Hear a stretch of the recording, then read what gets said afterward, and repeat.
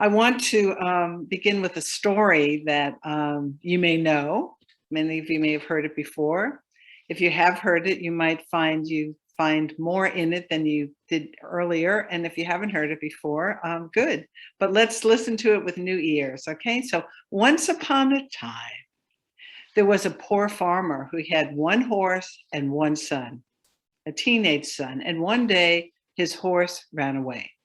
A bunch of neighbors came over to the farm and said, "Oh, how awful. We're so sorry you lost your horse," and other meaningless condolences. And the old man said, "Who knows? It could be good. It could be bad."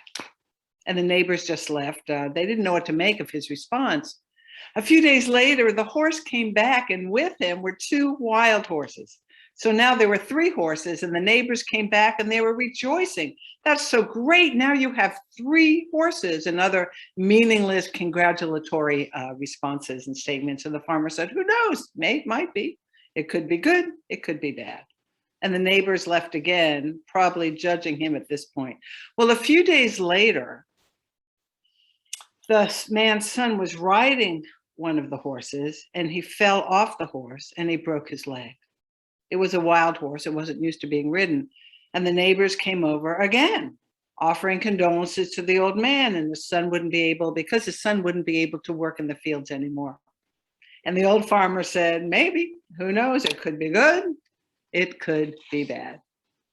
I like to think that the son wasn't there to hear this because it wasn't really a nice thing for him to hear his father saying, it could be kind of mean. Well, a few days later, the army came to town and every young man in the village was being forced to go to war. And that could be incredibly dangerous and they'd be unlikely to ever come home again. But they could not take the farmer's son because he had a broken leg. So he stayed behind.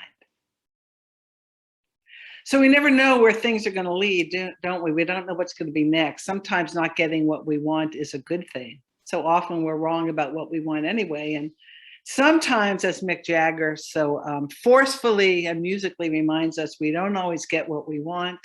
Sometimes we get what we need. This morning, the news this morning is so disturbing to me. Two pieces of news, very disturbing to me and maybe to you too. One is the earthquake in Haiti, where those dead are over 800 now and over several thousand injured. And that's very dear to me. Many, many years ago when I was younger, firmer, more naive and clueless, I worked in the Caribbean on cruise ships and I was in Haiti every other week.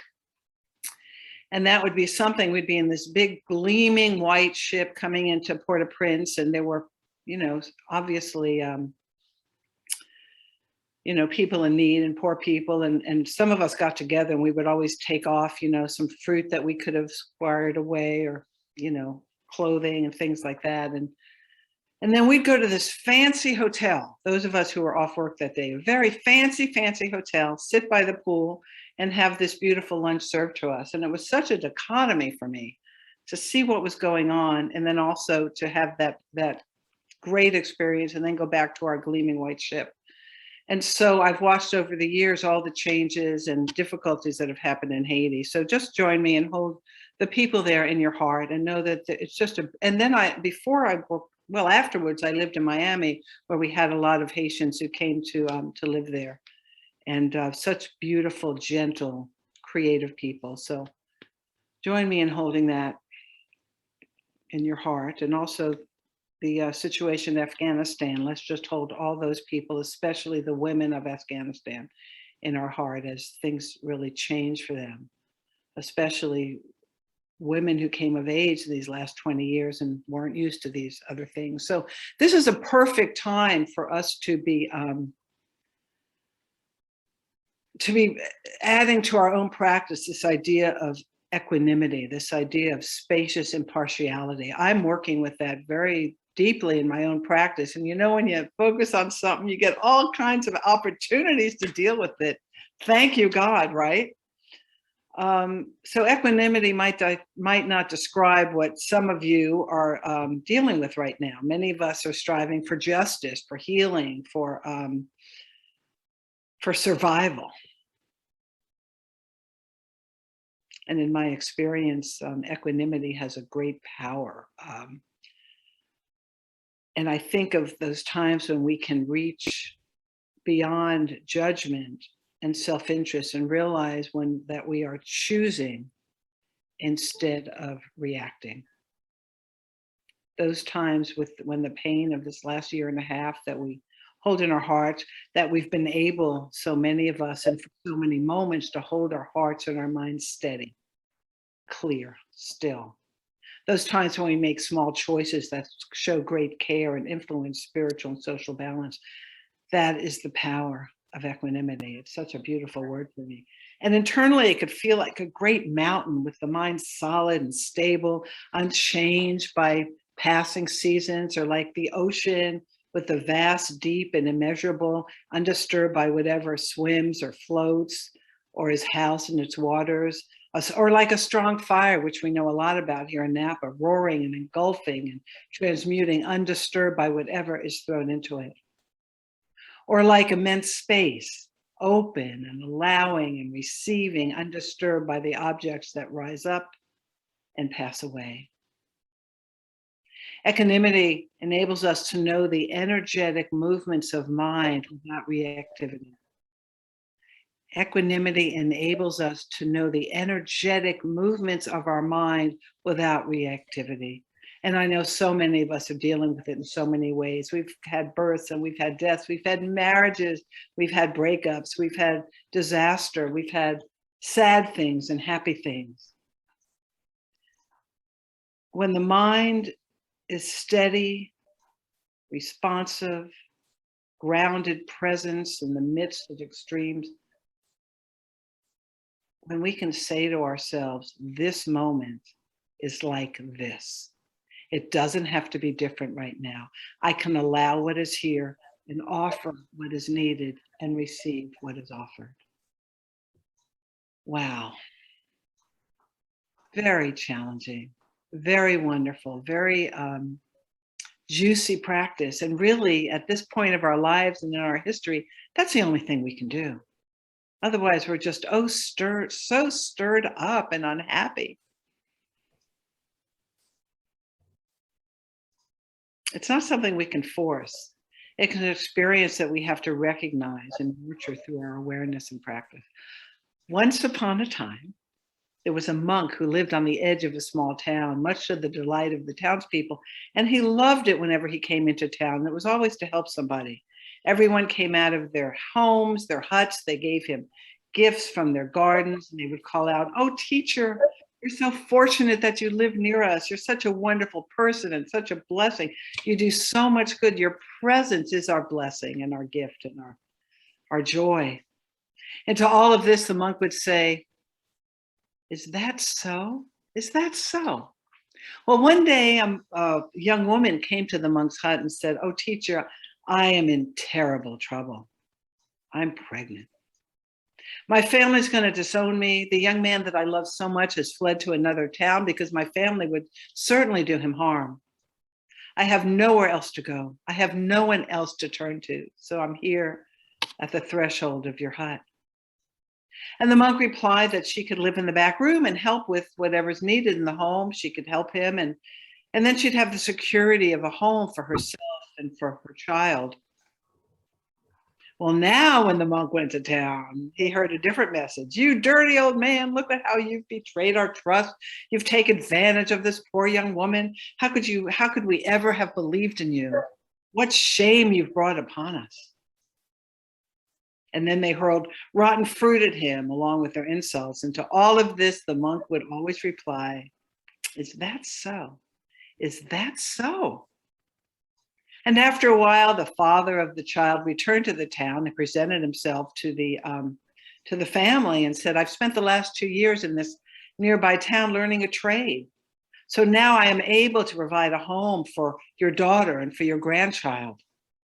Well, the family was overjoyed. It wasn't the best of circumstances, they thought. but it was so much better than what they'd feared. And they welcomed their daughter and grandchild back into the family with open arms. And how different now it was when the monk went back to town. The townspeople lined the road every time, presenting him with gifts again and saying, "Oh, teacher, how could we ever have doubted you? Look at the wonderful thing you've done. Please forgive us. You're such a wise, such a compassionate person." And to all of this, the monk would always reply, "Is that so? Is that so?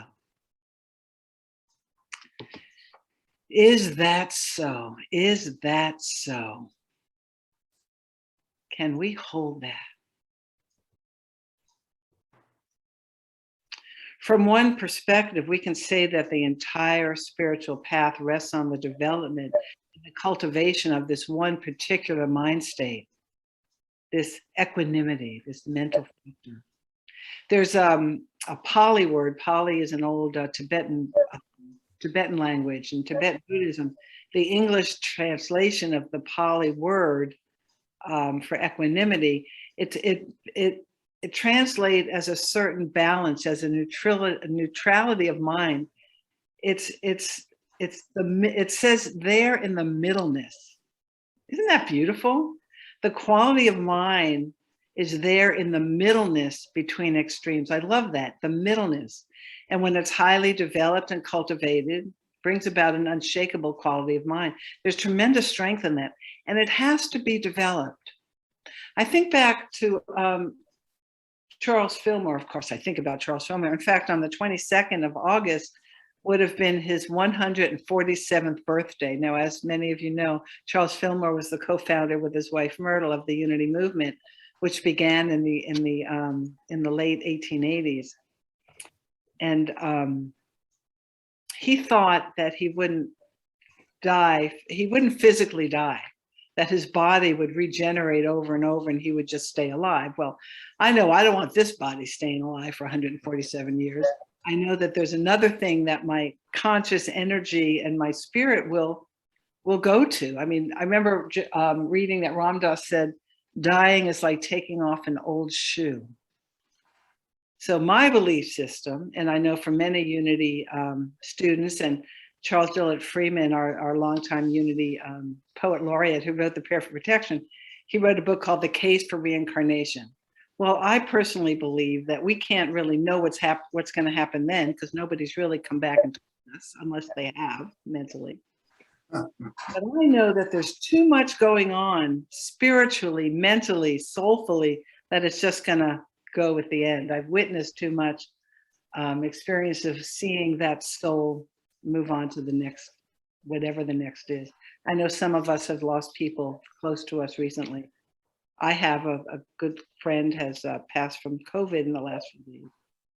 And I know some of you have lost parents and children, things like that.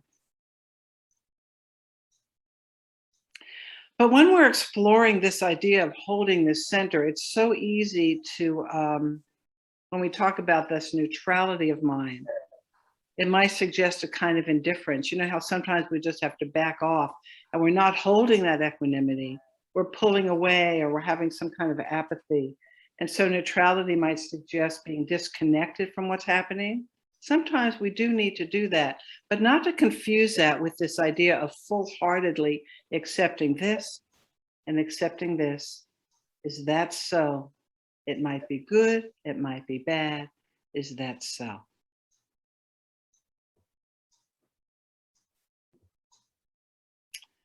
So I like this term, spacious impartiality. Isn't that beautiful? I heard a teacher say that, and I think of that as, I mean, equanimity is a good word, but spacious impartiality. You do what you need to do for you. I do what I need to do for me. I'm not indifferent, but I'm impartial.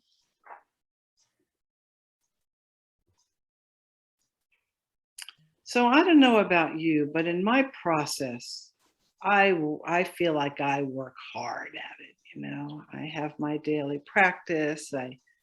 I practice this idea. As soon as I get an opinion, as soon as I get angry, as soon as I think something should or can be different, my practice is to back into that spacious impartiality. Sometimes I feel like I'm not getting anywhere. What a friend of mine calls it spinning the drain, circling the drain. And then all of a sudden, I feel like it's come together. And I've had an experience like that lately, and I wanted to share it with you because it was so profound for me. And it was somebody upset me. They said something that upset me, took it personally. And as I rested in bed that night, not sleeping very much, I've thought of thinking about this person and some other people that I've really let upset me. Some really close to me, some just out there upsetting me. You think anybody cares and lives their life so they can upset me? You go around hoping you can upset somebody. Isn't that ridiculous? So this experience I had is all of a sudden, and this was not new to me in my, conscious thinking, but it was new as the experience of my heart. You know how that can be sometimes? You know what you know, what you know, and then you really get it with all of you. I was able to see somewhat clearly, because of course there's the next time, how my woundedness, my wanting to stamp my feet and have it my way, that in me was drawing these experiences to me. It had nothing to do with how these other people might operate in the world, but it had to do with how I saw it. And I had this experience, this inner emotional, spiritual experience as that wound closing. That I didn't need to get that stuff fed. You know, how we set people up to, the result we want, we've already thought of. So of course, that particular situation or person is going to do what they've always done, and I'll have what I always have. That's kind of gone in this moment right now. And so I can be with you and love you and accept you. And I just love being with all of you. It's so great looking at all your faces or your initial or your wall or ceiling, whatever. But knowing that you're present with me right now and that I'm present with you and that we're connecting heart to heart. And that is that value, that thrill of group worship, and that we can still do it this way. We don't have to be in person.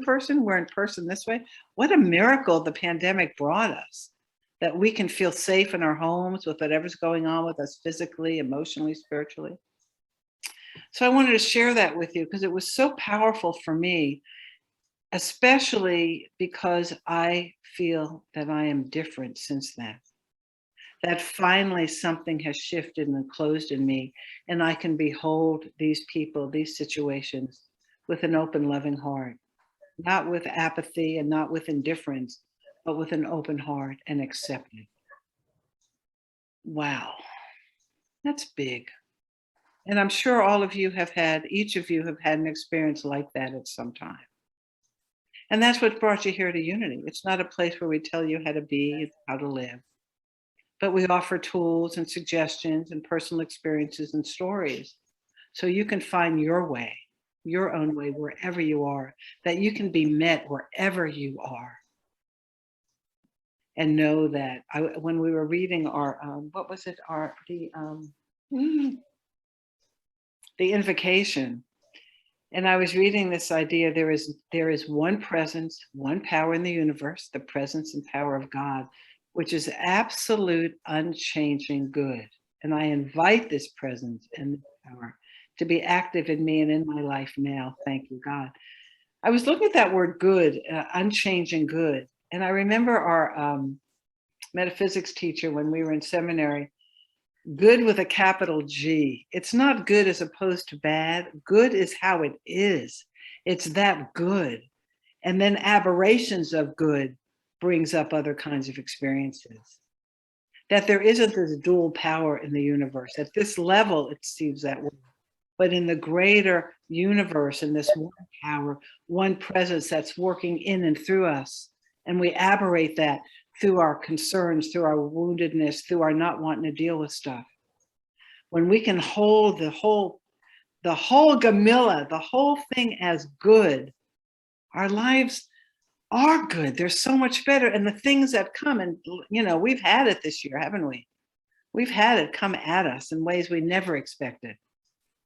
We've lived our lives as activists and social justice advocates and all these things that we've built our lives on. And then we see what's happening in our country and in our world that's not what we had hoped and planned and prayed for. And yet it is what it is. And we hold it, we do the small things we can. Many of us are beyond being out in the world right now. We're retired, we're home, we have things that keep us home. Sometimes we do get out and help, but we help in other ways. We are the presence for other people. We are beneficial presence for each other, for those in our lives, those that we love. As soon as we're attached to something, mine, we lose that equanimity. And then we get into a state of turmoil. Once upon a time, yet another monk, he had only a mat in his hut, a bowl, a simple extra shirt, a pair of trousers, a couple of apples, half a loaf of bread. And that was fine for him. Well, one day he left his hut, he went into the village, and he returns to find everything stolen. And he writes this koan. Remember what a koan is? It's a paradoxical antidote or a riddle used in Zen Buddhism to demonstrate the inadequacy of logical reasoning. The inadequacy of logical reasoning in many cases. Got that? The inadequacy of logical reasoning and to promote enlightenment. So he comes home, everything's gone, and he writes this. The moon at the window, the thief left it behind. The moon at the window, the thief left it behind. You come home, there's nothing there, the house is burned down, the safe is open, the car is gone, the dog is gone. The moon at the window, the thief left it behind. Those things that are real, nobody can take that away from us. The reality in our hearts. We assess this is a good day, this is a bad day, we've got gain, we've got loss, we expect it to stay that way, and then it's different. How often are we with that? What happened? My spiritual life was going so well, I must have made a mistake, forgetting that this great law of change, gain and loss. I mean, do we practice metaphysical malpractice on ourselves? Remember that one? Justified or not, we like to be praised. We don't want to be blamed. We want people to think good of us. I had decided some time ago I would only accept a speaking engagement at a Unity Center once a month. And I've been doing that around the Bay Area in many different Unity churches and centers. And then I got this month, I got the, well, I'd already scheduled for this month, but I got a call from 2 other ministries. We love you so much. Everybody loves when you're here. Please, please. And so I said, and then one of them, I had to record it once and a week later, do it in person once. So, I've been working all month here, but it was because, I got puffed up a little bit, and it was good for me. I have to say that. And remembering in my reactivity, seeing the humor in that, and back to this place of equanimity. There's this growing fascination and attachment with this idea of fame in our culture and the world, mostly fueled by the internet, by YouTubers, social media, influencers. I don't even know what that is. But listen to this statistic. In 1976, there was a rating of 16 possible life goals that people were given. And number 15 of 16 was being famous. In 2007, 51% of people polled said their principal ambition in life, one of them was to be famous. Just to be famous. I mean, I think that's amazing. Just to be famous. 51% makes fame the principal ambition in life. In another survey, nearly twice as many said that they would rather be a celebrity's personal assistant than the president of Harvard University. So they could just touch the hem of that garment. What crazy garment is that one? In 2012, a study found that the desire for fame solely for the sake of being famous was the most popular goal among a group of 10 to 12 years old. Overshadowing hopes for financial success even, or achievement, a sense of community, curing cancer. I mean, are we missing something as a culture? There's something so seductive about that?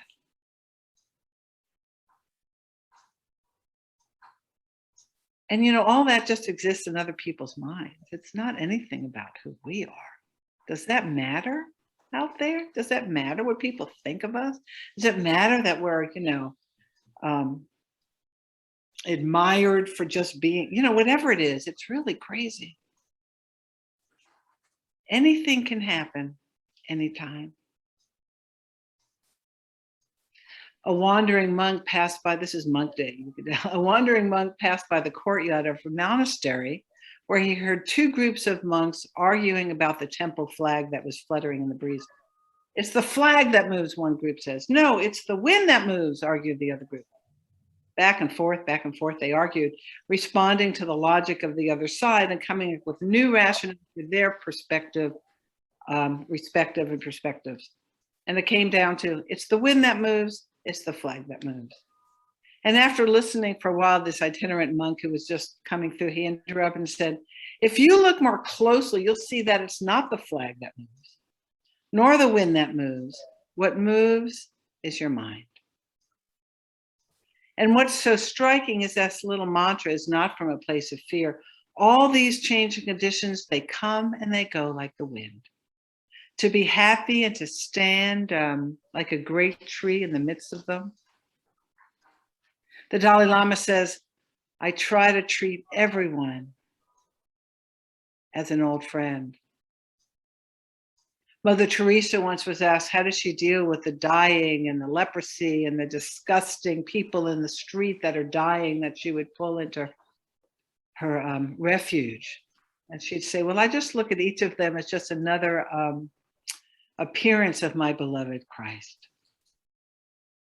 I behold the Christ in you, we sing. I behold you when I say namaste or namaste.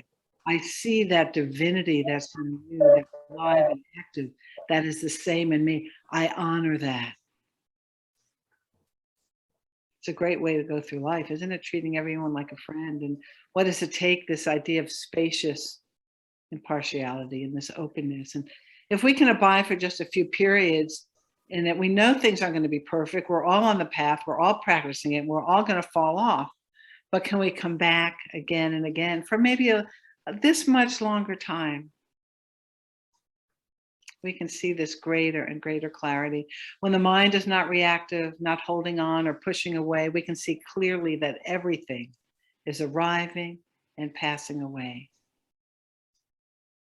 So let's do a little practice of thoughts and ideas and opinions and judgments arriving and passing away.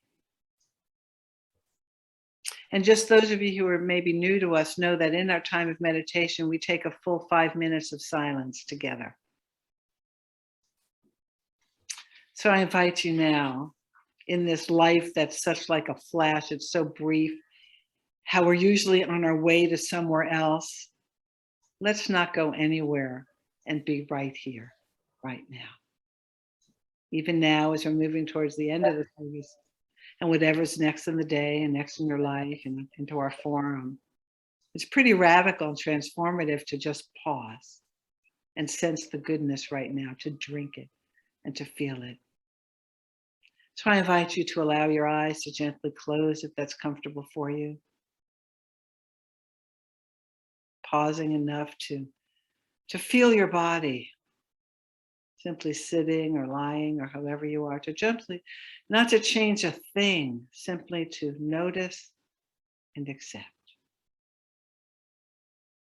Perhaps inviting a smile to your eyes, Slight smile to the mouth, a smile to your heart.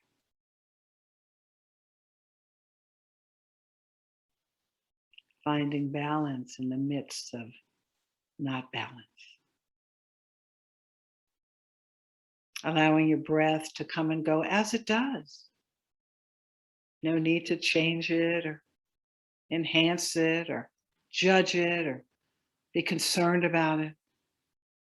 Simply to notice, as well as any other sensations you might be experiencing in mind or body. Remembering that you are a perfect child of Spirit of God. There's nowhere to go and nothing to do.